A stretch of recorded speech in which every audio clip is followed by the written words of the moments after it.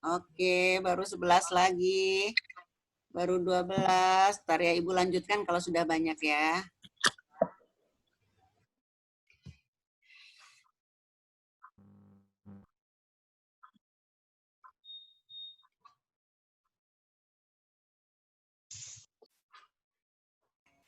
Tidak salah, tidak salah. Hanya ada beberapa temanmu yang menulis biasa, tidak dipohonkan. Nah, udah Ibu terima, pokoknya kamu tahu asal-usul. Tapi nanti lagi kalau ada tugas yang begitu, kamu bentuklah seperti pohon. Jadi kelihatan perkembangannya. Jadi jangan hanya nulis ketik ayah siapa, ibu siapa, ya. Enggak, tapi dibuat pohon. Nah, tadi Ibu ulangi lagi ya. Kalau berbicara diakronik, itu peristiwa tidak tunggal, tapi ada sebelumnya. Tapi kalau sinkronik, tadi ketika kita berbicara 17 Agustus 45 kita merdeka, orang-orang ilmu sosial ngomong, bagaimana kondisi ekonomi Indonesia pada waktu kita merdeka. Beda kan? Beda nggak dengan tadi diakronik? Kalau diakronik ditanyakan sebelumnya ada apa? Kalau sinkronik mah, lihat situasi pada waktu itu. Kondisi pada waktu itu. Paham ya? Nanti apapun alasannya dalam ulangan, contoh-contoh itu, kamu bisa membedakan antara diakronik dan sinkronik ya. Ketika kita proklamasi, bagaimana keadaan politiknya? Apakah masih kuat? Bagaimana keadaan persatuan kesatuan kita? Bagaimana kondisi psikologis masyarakatnya? Nah, itu yang dibicarakan oleh sinkronik. Paham ya? Udah ngerti sekarang ya? Oke, kalau diakronik membicarakan sebelumnya, peristiwa-peristiwa sebelumnya. Kalau sinkronik, situasi pada waktu itu. Neng, nanti kalau diakronik dan sinkronik kamu gampang. Kalau umpamanya pilihan A, B, C, D, E-nya itu ada tahun untuk diakronik, cari yang tahun itu adalah diakronik. Kalau umpamanya tidak membahas seperti Ibu rentetan tahun, tapi kalau ada tahunnya, langsung pilih.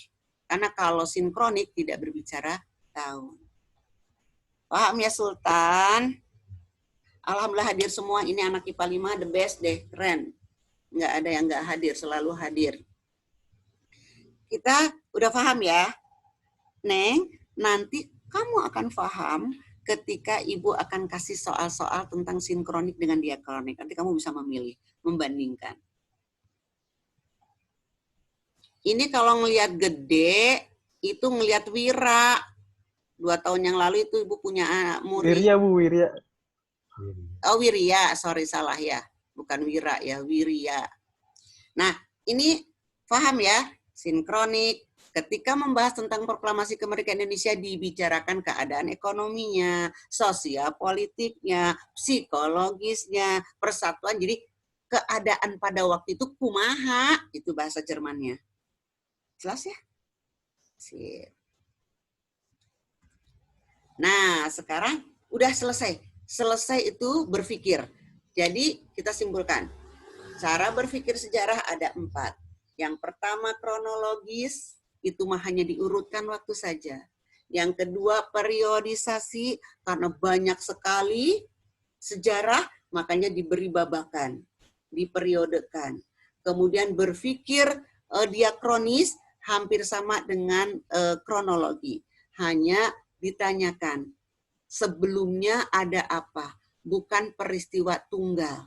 Kalau bicara sinkronik, hanya ditanyakan kejadian pada waktu itu sedang apa?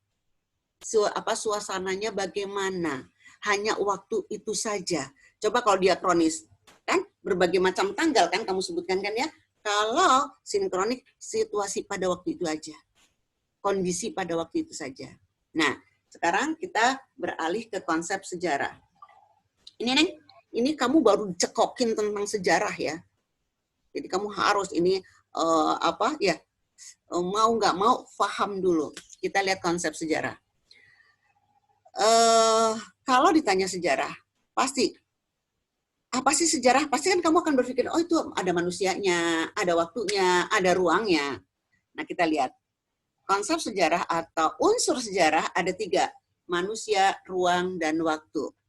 Unsur atau konsep dalam sejarah yang pertama adalah manusia. Ini kita nih. Kita unsur sejarah pertama. Dan apa keterkaitannya? Apa keterkaitannya? Nah, manusia tidak bisa dilepaskan dari ruang dan waktu. Karena manusia yang membuat peristiwa itu hidup menggunakan ruang dan menggunakan waktu pastinya kan? Apa itu ruang? Ruang adalah tempat berlangsungnya terjadinya suatu peristiwa. Otomatis ya, manusia pasti dong berada di ruang kan ya?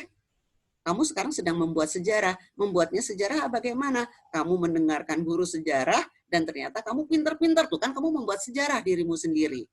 Tapi kamu ada di mana? Di rumah kan ya? Nah itulah ruang. Kapan? Ya ini nih, jam 8:17 ini nih, itu waktu. Jadi antara manusia, ruang, dan waktu itu satu kesatuan. Itulah konsep sejarah. Ruang apa? Tempat berlangsungnya atau terjadinya peristiwa sejarah. Karena adanya konsep ruang ini, para sejarawan nanti mengkategorikan peristiwa sejarah berdasarkan ada sejarah lokal. Nih, kamu cari deh sejarah Banten, kamu kan hidup di Banten nih. Atau daerah kamu, gimana sejarah asal mulanya Tangerang. Nah, itu ruang. Sejarah nasional, itu ruang. Sejarah dunia, itu pun ruang. Sedangkan untuk konsep waktu menunjukkan kapan terjadinya.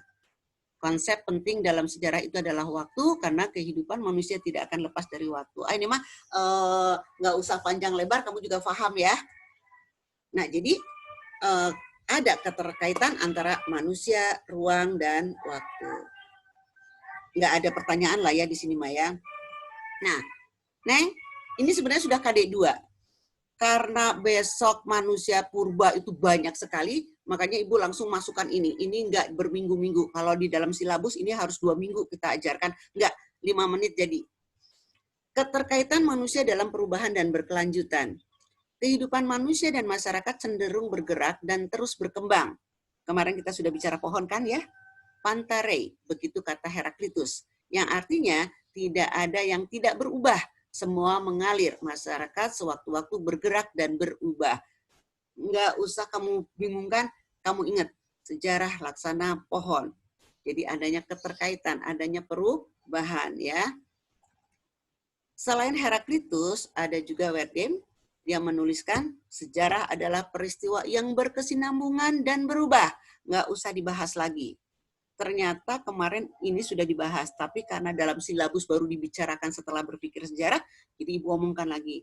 Kamu ingat aja, Heraklitus itu menjabarkan seperti manusia, seperti laksana pohon. Ada keterkaitan.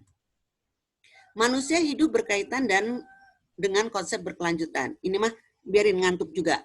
Apa yang dimaksud dengan berkelanjutan? Kalau mengikuti peristiwa sejarah, kita akan sadar bahwa suatu peristiwa itu memiliki rangkaian dan itu merupakan peristiwa berkelanjutan. Sudah.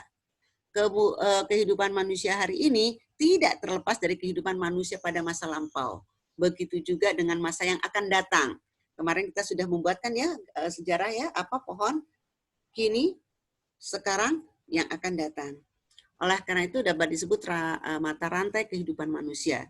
Sebuah peristiwa selalu berkaitan dengan peristiwa lainnya, tidak terpisahkan. Nggak ada pertanyaan lah, ini mah gampang, baca aja. Nah, ini kata Ruslan Abdul Ghani gini nih, ilmu sejarah ibarat penglihatan 3 dimensi, yaitu masa sekarang, masa kini, dan masa depan. Masa silam, masa sekarang, dan masa depan. Ingat, kemarin gambaran di pohon. Kalau Arnold Toynbee mempelajari sejarah sama dengan mempelajari masa lampau untuk membangun masa depan. Makanya yang kemarin Ibu sebutkan, jangan ada kata masa lalu biarlah berlalu. Itu tidak ada nilai edukatifnya. Karena di masa lalu itulah awal kehidupan kita untuk menuju masa kini dan berbuah baik di masa yang akan datang. Dalam ulangan Ibu nggak akan nanyain ini. Contoh, pada pergantian sistem pemerintahan Indonesia Orde Lama ke Orde Baru, ke reformasi, pastilah ada keterkaitan. Nggak usah ini, kemarin juga kamu sudah melihat tulisan sejarah. Nah, ini yang penting. Sejarawan asal Indonesia, Sartono Kartodirjo, pernah mengatakan, ini akhir kalimat kayaknya, hal yang sangat dalam. Baginya, orang yang lupa dengan masa lampaunya itu telah kehilangan identitas. Karena itu orang-orang tersebut dapat membahayakan masyarakat di sekitarnya. Coba, kalau kamu lupa aja masa lalu ya, dulu kita pernah porak-poranda karena kita tidak bersatu, akhirnya kita dijajah. Nah, ada nilai edukatif kan, udah kita bersatu. Nah, tapi kalau kamu lupa masa lalu, nggak pernah punya kenangan jelek yang untuk dijadikan yang bagus sekarang, wah, bahaya. Kamu akan hidup seenaknya. Ada dua faktor yang mempengaruhi terjadinya perubahan, ada faktor internal, ada faktor eksternal. Internal, penduduk, penemuan baru, konflik, pemberontakan. Eksternal, faktor alam, peperangan. Oh, ini mas sebenarnya juga nggak usah, Neng. Karena ini nanti di tingkat lanjutnya. Ini ke Soekarno aja. Soekarno pernah mengatakan jas merah. Jangan sekali-kali meninggalkan, melupakan sejarah. Sepenggal kata itu selalu teringat di benak kita semua. Betapa Soekarno begitu menganjurkan kita semua untuk tidak lupa pada sejarah. Kenapa kita tidak boleh melupakan sejarah? Tadi jawabannya. Sejarah adalah peristiwa yang terjadi pada masa lampau, berdasarkan konsep ruang dan waktu, kemudian adanya konsep perubahan, berkelanjutan, kondisi masa lampau sangat berpengaruh pada kondisi hari ini.